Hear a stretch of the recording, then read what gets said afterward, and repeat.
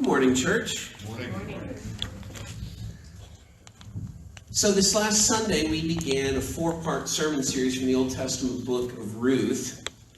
And I was talking this last week with my friend and mentor, Ron Wheeler. I've mentioned Ron before. He's a professor of literature and English and such at Johnson University, my alma mater. Go figure that my mentor would be an English teacher. Well, we were talking about this series I'm preaching and about the book of Ruth, and particularly about how when you read the book, it's a little difficult to discern exactly who the main character is. You notice this? Of course, on the one hand, the book is called Ruth, and that seems pretty straightforward. But on the other hand, you read the book, and it starts out, in the days when the judges ruled, there was a famine in the land, that is the land of Israel, and a man of Bethlehem in Judah went to sojourn in the country of Moab, he and his wife and his 2 sons. And if you didn't know that the book was called Ruth, you might think, oh, it's going to be about this man, this Israelite man, and his family, because that's how we expect stories to go. Once upon a time there was a, and then that's what the story's about. And the book even continues. The name of the man was Elimelech, and the name of his wife Naomi, and the names of his 2 sons were Mahlon and Chilion. They were Ephrathites from Bethlehem in Judah. They went into the country of Moab and remained there. And again, if you didn't know that the name of the book was Ruth, you might be settling in thinking this is going to be like a Little House on the Prairie situation. Like the story of this little family making a new life for themselves in a new land. And then, surprise, the man Elimelech dies. The 2 sons grow up rather quickly, and 2 verses later, they're getting married to Moabite girls, and one of the girls is Ruth. Interestingly, by the way, I don't know if you've ever noticed this, but the story doesn't say here which of the 2 sons Ruth was married to. It's never mentioned until like halfway through the last chapter, when we finally find out that she was married to Mahlon. It's like it wasn't even important enough for the storyteller to tell us. And of course, it turns out that it wasn't all that important. Because of course, Mahlon dies, and Chilion dies, and Chilion's wife Orpah goes back to her family, and then it's just Ruth and Naomi against the world. And you would have expected, if Ruth were really the main character, that the story would start in the days when the judges ruled. There was, in the country of Moab, a woman named Ruth. And a family from the territory of Judah came to sojourn in Moab, for there was a famine in Israel. And Ruth came to be married to one of the sons of that family, whose name was Mahlon. I mean, that's how you once upon a time that. But the thing is, as my friend Ron and I were discussing this week, in literature and whatever else Ruth is, it's literature, it's a short story. In literature, the title character and the main character aren't always the same thing. And you could make a pretty good argument that Naomi is the main character of the book. Naomi is at the beginning of the story, in the first verse, before Ruth comes in. And Naomi is the final character on the stage, so to speak, at the end of the book when the curtain is drawn. And it's Naomi, not Ruth, who has an actual satisfying character arc in the story. On the other hand, though, besides the fact that the book is called Ruth, large swaths of the action are told from Ruth's point of view, not Naomi's. So at the very least, you might have to argue that the 2, Ruth and Naomi, function as a kind of dyad, a 2-cylinder engine to drive the story. And that's at least where we find them as we pick up the story in chapter 1, verse 19. And quite a dyad they make. They're sort of the inverse of one another.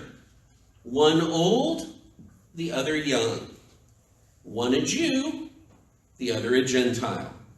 One of them a stranger in a strange land going home, the other leaving home to become a stranger in a strange land. And we read, so the 2 of them went on until they came to Bethlehem. And when they came to Bethlehem, the whole town was stirred because of them. And there's a fun little bit of onomatopoeia there in that verse, by the way. You know about onomatopoeia, right? That's when a word sounds like what it is, like honk or thud. We remember, of course, that the Book of Ruth was originally composed in Hebrew, and we're reading it in English translation. We're stuck with that. But what that means is that we miss a lot of the compelling literary stuff that's going on. See, the Hebrew adjective that's translated there, stirred, not that you need to know this, it's just interesting and gives us some flavor. The Hebrew word is hum. And I love that, because it creates this picture of the town like a hive of stirred up bees. The whole town was hum because of them. If you like to use the Message as your preferred translation, I really like the Message here because it translates, when they arrived in Bethlehem, the whole town was soon buzzing. And you can well imagine that that was the case. In fact, it probably felt a little to Ruth like she'd kicked a hornet's nest. I don't know if you've ever lived in a small town where everybody knows everybody and everybody knows everybody's business, but you can imagine the return of Naomi after so many years. And by the way, we have no idea how many years. The chronology of Ruth isn't very well laid out. Verse 4 mentions about 10 years, but it's fuzzy as to whether that's 10 years total or it was an unspecified amount of time followed by 10 years of the sons being married, or what. But at least 10 years Naomi's been gone. And now here she comes back with a foreigner in tow, no less. This strange Gentile woman nobody knows, exotic and unusual. You can imagine that she would have caused quite a commotion. Especially because, as the next bit says, and the women said, "Is this Naomi?" She had apparently changed so much in the intervening years, such that they almost didn't recognize her. And now again, there's some Hebrew stuff going on here that you have to get. You have to understand who Naomi had been. She'd apparently been a person who, to their memory at least, had always lived up to her name. See, the name Naomi comes from the Hebrew word noam, which means something like pleasantness, prettiness, favor, beauty. In Psalm 90, for instance, when Moses prays, "Let the favor of the Lord our God be upon us," the word favor is noam. Naomi means something like my favor or my pretty or something like that. And see, we don't know. Was that her given name? Was it a nickname her mom or dad had given her when she was a little kid and it had just kind of stuck? We don't know, but apparently what the people remembered about her is that her character and her appearance used to match her name, but not anymore. She said to them, "Do not call me Naomi, call me Mara, for the Almighty has dealt very bitterly with me." And I'm sure you can guess that Mara means bitter. Elsewhere in the Bible, it's a word used to describe the taste of wormwood. And if you've ever tasted wormwood, you know, ugh, bitter. That's a great line there, isn't it? Like if you were in a play of the story of Ruth, you'd want to play Naomi just so you could deliver that line. That's right up there with the line that Mrs. Job has in the book of Job. "Do you still hold fast to your integrity? Curse God and die." It's just so dramatic. It's like she said, "Don't call me sweetness anymore, call me bitterness." You can picture all the 9th grade theater goth girls being all, "I'm her."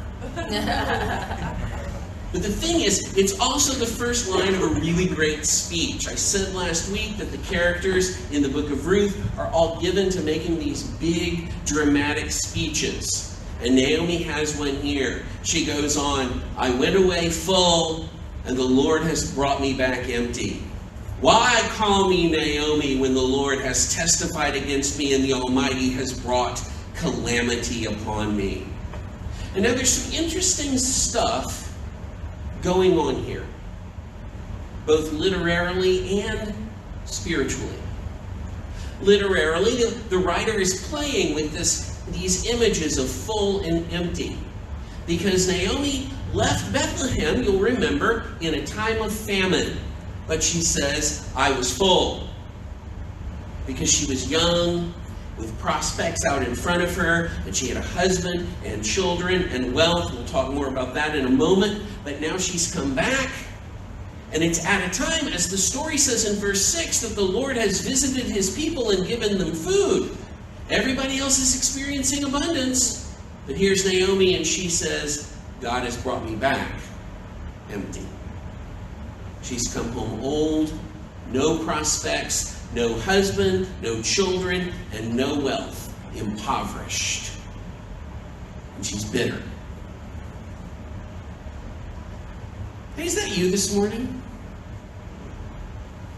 Anybody here bitter? Maybe that's you this morning. Bitter. One of the things I love about the Bible is that it gives us this important character, maybe even the main character of a whole book of the Bible. A character we're meant to have identification with. And what is she? Bitter. The Bible is talking to us about our own experience. And about what happens when how we thought our life was going to turn out, and that isn't how it turns out. When what we expected from God doesn't materialize, and what we find is, as Naomi says, calamity.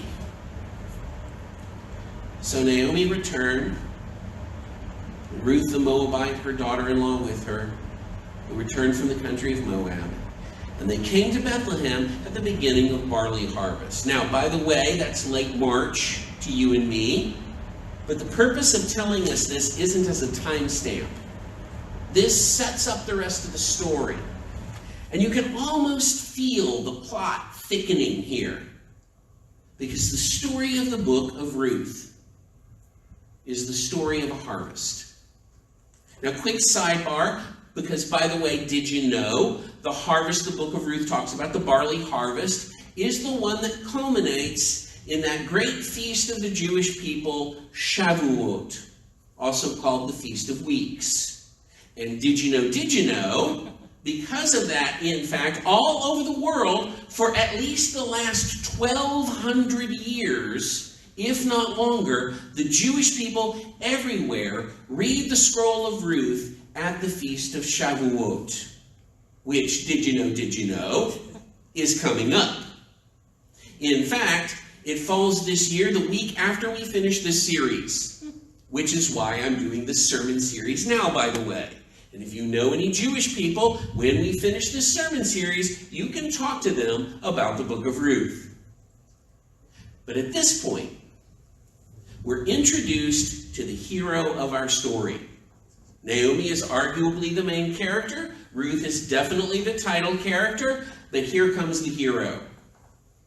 We read, now Naomi had a relative of her husband's, a worthy man of the clan of Elimelech, whose name was Boaz.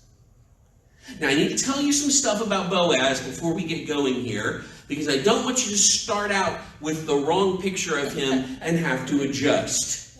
Because Boaz is old. Not only older than Ruth, but older than Naomi. We don't know exactly how old, because again, the book is fuzzy on chronology, but Jewish tradition says he was about 80. Now, I know nowadays we tend to focus a lot in romances on the issue of what we call age appropriateness. We don't like age inappropriate romances, May December romances. They're out of style. We think they're icky. We have to remember, though, that when we read the book of Ruth, we're in a very different world. The world of Bronze Age Palestine. And we're going to encounter a lot of ideas that are strange, some customs that may be shocking. But it's worth noting also that even in that culture, this romance would not have been seen as typical, not the norm. I'll also point out, though, that nearly 80 looks different on different people. I mean, not to cast aspersions on anyone's appearance, but Sam Elliott, Danny DeVito, and Ben Stein are all 76 years old. But which one would you cast as the romantic lead in a drama?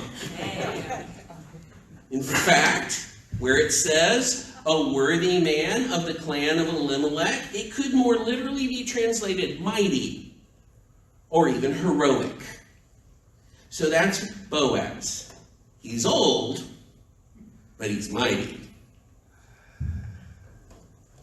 And Ruth the Moabite said to Naomi, "Let me go to the field and glean among the ears of grain after him in whose sight I shall find favor." And she said to her, "Go, my daughter."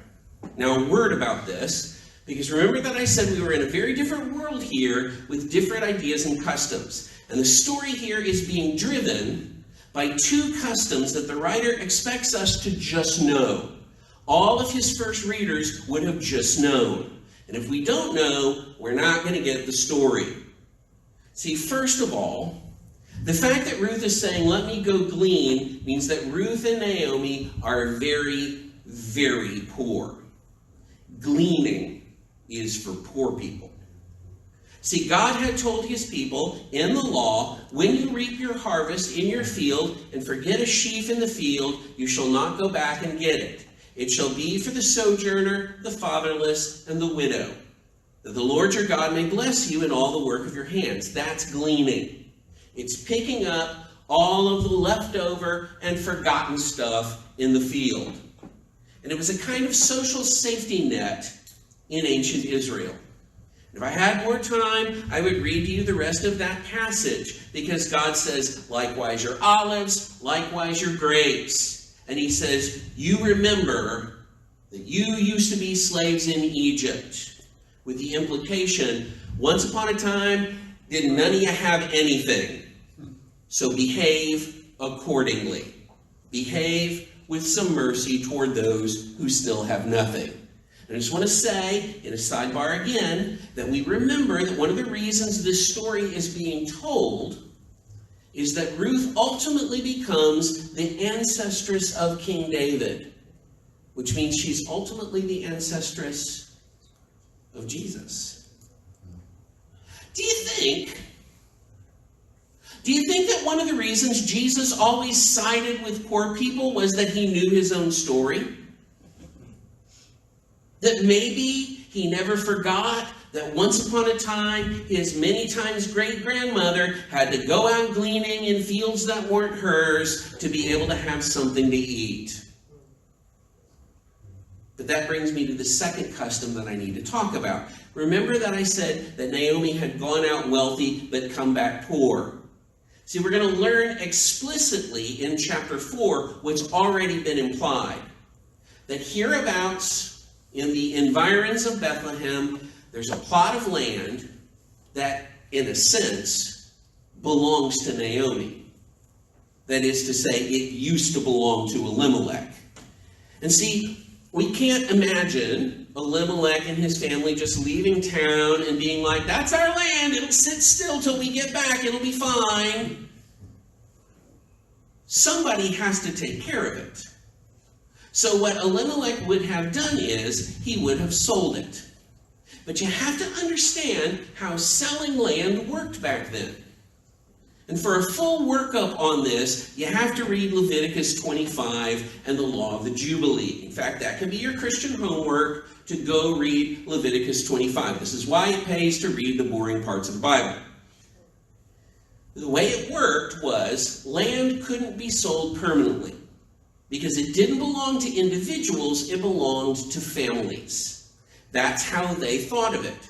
And so every 50 years, any sold land reverted to the family of the original owners. So if you sold your land, what you were really selling was the number of harvests from the date of sale to the Jubilee reset. Everybody tracking with me on that? The law also said that if any point you, the original owner, or your heirs, wanted to buy that land back before the Jubilee, the buyer had to let you buy it back, based on the number of harvests left to the Jubilee.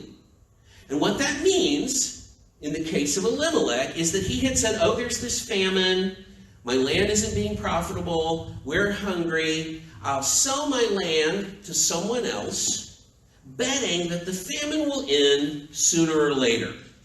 And then I'll move down to Moab with the proceeds. do business there, make myself a profit, and then eventually come back and buy my land back for cheaper because we'll be closer to the Jubilee.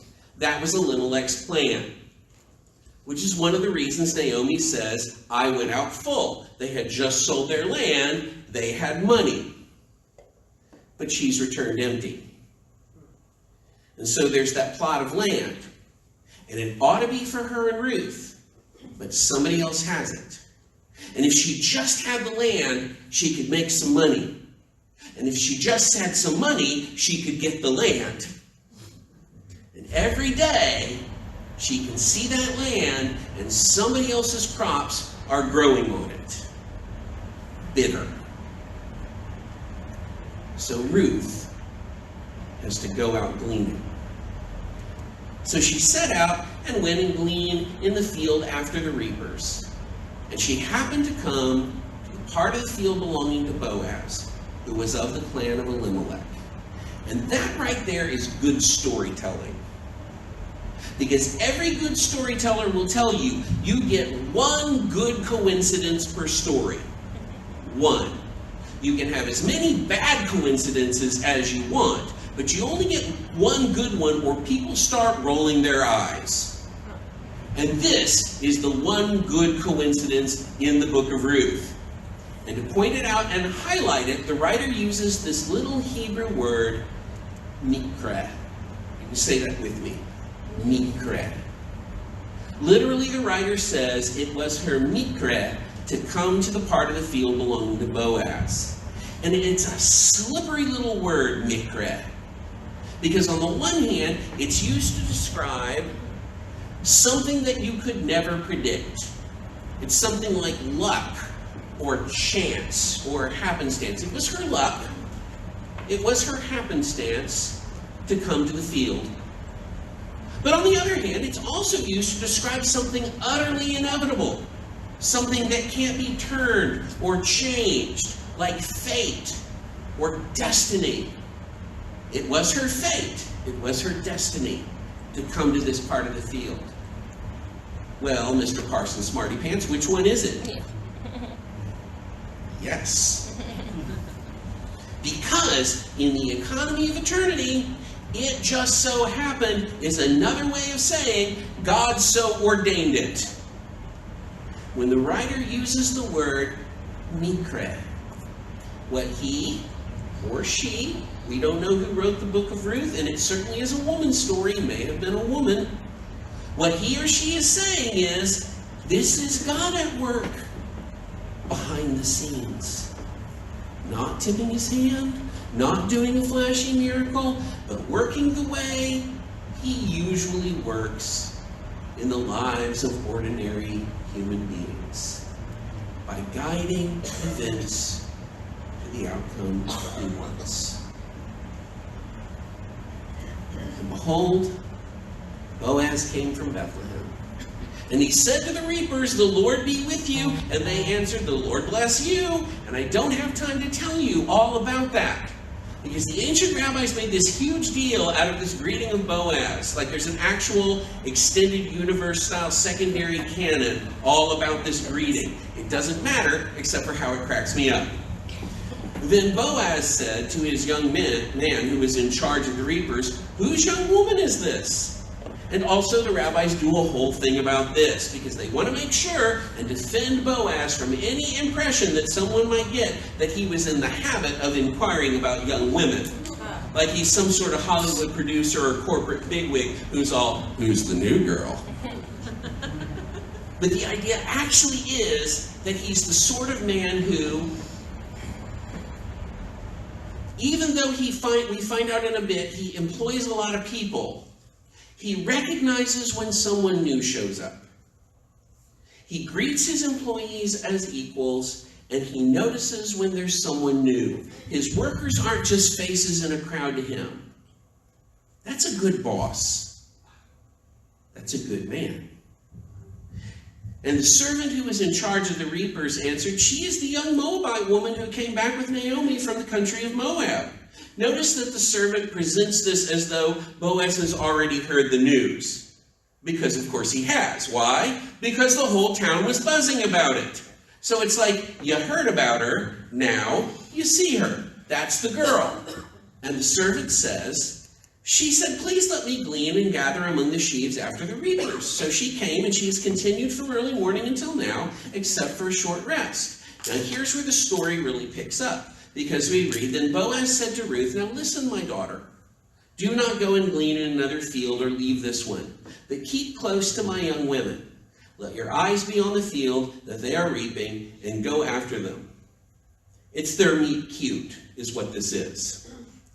But here's an interesting little cultural bit, by the way. We may not have expected it. In that culture, in their division of labor, reaping was women's work. Hard work, but work women could do, so they did it. Well, what are the men doing while the women are reaping? They're threshing the grain. The women reaped, the men threshed. Also, it's worth noting that at this point, Boaz is calling Ruth my daughter. He's not yet seeing her as someone in whom to take a romantic interest. The portrait that's being painted of him is of a very honorable man. Anyhow, he continues. Have I not charged the young men not to touch you? And when you are thirsty, go to the vessels and drink what the young men have drawn. Now, I'm not super jazzed that Boaz has to say this to his young employees, but it's worth noting that sexual harassment in the workplace is nothing new. But here is where we begin to see the character trait that is being highlighted in the person of Boaz. Last week, you may remember, we talked about the faithfulness of Ruth. But here we begin seeing what Boaz is. Because Israelite landowners, remember, had to let gleaners glean. It was the law. But nothing in the law says that you have to protect vulnerable people from being mistreated by your workmen. And there were probably a lot of landowners who would have been like, if they mess with her, well, that's just what happens to her. You know, boys will be boys, but not Boaz. And of course, nothing in the law says you have to let them drink your water. But that's not who Boaz is. Then she fell on her face, bowing to the ground, and said to him, why have I found favor in your eyes that you should take notice of me, since I am a foreigner? You have to understand, in that culture, there was no expectation that an Israelite would in any way have any compassion or any care for a foreigner. And I love his answer. It's not because you're cute. It's not even because you look like you need it. Right here, Boaz gets his first great big speech to him. The story says, but Boaz answered her, all that you have done for your mother-in-law since the death of your husband has been fully told to me. And how you left your father and mother and your native land and came to a people that you did not know before. The Lord repay you for what you have done. And a full reward be given you by the Lord, the God of Israel, under whose wings you have come to take refuge. And at this point, as much as I can, I'm just going to let the story speak for itself. Then she said, I have found favor in your eyes, my Lord, for you have comforted me and spoken kindly to your servant, though I am not one of your servants. And at mealtime, Boaz said to her, come here and eat some bread and dip your morsel in the wine. So she sat beside the reapers, and he passed to her roasted grain. And she ate until she was satisfied, and she had some left over. And if I had time, and I hope you can see it, I would talk about the Eucharistic picture in this. The Eucharistic picture, the picture of the Lord's Supper. Because, of course, this is a picture of Christ and us. Don't you see it? It's a picture of Christ and us, and what does he do? He shares with her bread and wine. He invites her to eat with him and shares bread and wine. When she rose to glean, Boaz instructed his young men, saying, "Let her glean even among the sheaves, and do not reproach her." In other words, not just following behind them and picking up the trash from the field, but if there's stuff that falls out of the sheaves later, she can even pick that up. And also pull out some from the bundles to give to her, and leave it for her to glean, and do not rebuke her. So she gleaned into the field until evening. Then she beat out what she had gleaned, and it was about an ephah of barley. And she took it up and went into the city. Her mother-in-law saw what she had gleaned. She also brought out and gave her what food she had left over after being satisfied. She took home, some leftovers. And her mother-in-law said to her, "Where did you glean today? And where have you worked? Blessed be the man who took notice of you."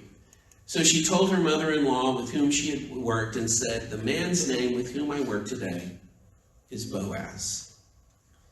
And Naomi said to her daughter-in-law, "May he be blessed by the Lord, whose kindness has not forsaken the living or the dead." Now here's the verse I actually want to point you to today. All of that was to get us to this verse. And please note there's a certain ambiguity in there, and it's deliberate on the part of the writer. The question, not that it ultimately matters, is whose kindness has not forsaken the living and the dead? Who is the whose that she means? Does she mean the Lord? That's what good pronoun usage would tell us, the closest antecedent, except that who is she actually talking about? Boaz. And what she seems to be talking about is the kindness of Boaz that has not forsaken the living, meaning Naomi, or the dead, meaning Elimelech. Of course, even if she is talking about the kindness of God, it's ultimately God's kindness as shown through the kindness of Boaz that's at work. See, kindness is one of the themes of the book. Kindness is a virtue that is very much neglected in our present-day society. In chapter 1, you'll remember Naomi had commended Ruth and Orpah by saying, "May the Lord deal kindly with you as you have dealt with the dead and with me." The word, by the way, in Hebrew, it's our old friend chesed. The phrase is, "May the Lord do chesed toward you." By the way, there's an old story. It's not in the book. Don't go looking for it in the book. But there's an old story. The rabbis used to say that it was because Naomi said this about Boaz, "May he be blessed by the Lord." God heard that as a prayer. And it was in answer to that prayer that God gave Ruth to Boaz. And if so, then Naomi's prayer that Boaz be blessed ends up causing her to be blessed too, as the story will show. That's the way it often works, by the way. You pray for somebody else to get blessed, and you get blessed along with them. Now the story continues. Naomi also said to her, "The man is a close relative of ours, one of our redeemers." And that word redeemer is going to be really, really important in the book of Ruth. I don't want to steal too much from next week, because we're going to be talking about that word redeemer next week. That this book is the story of what it means to have a redeemer.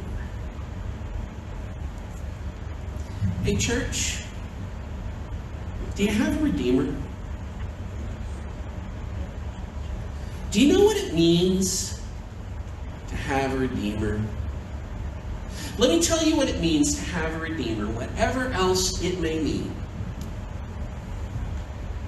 Whatever else it may mean, it means this. It means kindness. What makes Boaz a good redeemer is he is kind. Just kind. And the story concludes, at least for this week. And Ruth the Moabite said, "Besides, he said to me, you shall keep close by my young men until they have finished all my harvest." In other words, he's inviting her to come back. And Naomi said to Ruth, her daughter-in-law, "It is good, my daughter, that you go out with his young women, lest in another field you be assaulted," because that could happen. So she kept close to the young women of Boaz, gleaning until the end of the barley and wheat harvests. And she lived with her mother-in-law. But now I want to go back to those words of Naomi. And again, today, there in the back, we have some small gifts that we want you to take home with you. Little cards, little stands. We have 2 varieties of stand that you can pick from. And what we'd like for you to do is to take 1 per household, at most 2, because we don't have an unlimited supply, but we'd like you to have them. And if you didn't get a card from last week, we have some left. We'd love for you to get one of those as well. But what we'd like to invite you to do is to take those cards home with you. Put them somewhere where you can see them so that you can meditate on them during the week. And what I would love for you to do, I really want to challenge you to do this, is to set up your card in its stand, take a picture of it, and post it to social media. And I'd like you to use the hashtag #SecondTake. Can you do that? Hashtag #SecondTake. Take a picture of the card, post it to your social media, your Facebook, your Instagram, your Snapchat, whatever you've got going. Hashtag #SecondTake. And also, by the way, if you're watching online and you live locally, you can contact me and I can arrange for you to get one of these cards during the week. And we're going to be giving you one of these cards each week. And our hope is that maybe you'll even try to memorize the verse in question. And right now, what I'd like you to do is say the words of that verse with me. And Naomi said to her daughter-in-law, "May he be blessed by the Lord, whose kindness has not forsaken the living or the dead." And you want to be blessed by the Lord? Be kind. Be kind to the people you work with. Be kind to the people you live with. Be kind to the strangers that you encounter each day. Be kind to the poor. Just be kind. The redemptive kindness of Boaz causes Naomi to speak a blessing over him. Can you imagine blessing someone so much with your redemptive kindness that they call down a blessing from God on you? In Christ, I've also been on the receiving end of the kindness of a Redeemer. Haven't you? Haven't you felt the kindness of a Redeemer? Well, then think to yourself, what are some ways that I can show redemptive kindness to others? You know, I was talking at the beginning of the sermon about my conversation with my friend Ron about how difficult it is to know exactly who the main character of the Book of Ruth is. Well, you know, the ancient rabbis had some difficulty with the Book of Ruth as well. They weren't quite sure what it was for. It's not the law, that's for certain. It's not for worship like the Psalms. It's not prophecy to call us to better behavior. What is it?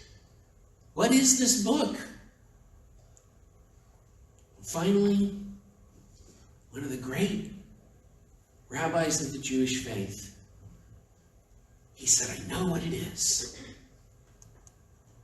This scroll of Ruth tells us nothing either of cleanness, cleanliness, or uncleanliness, either of prohibition or permission. For what purpose then was it written? To teach how great is the reward of those who do deeds of kindness.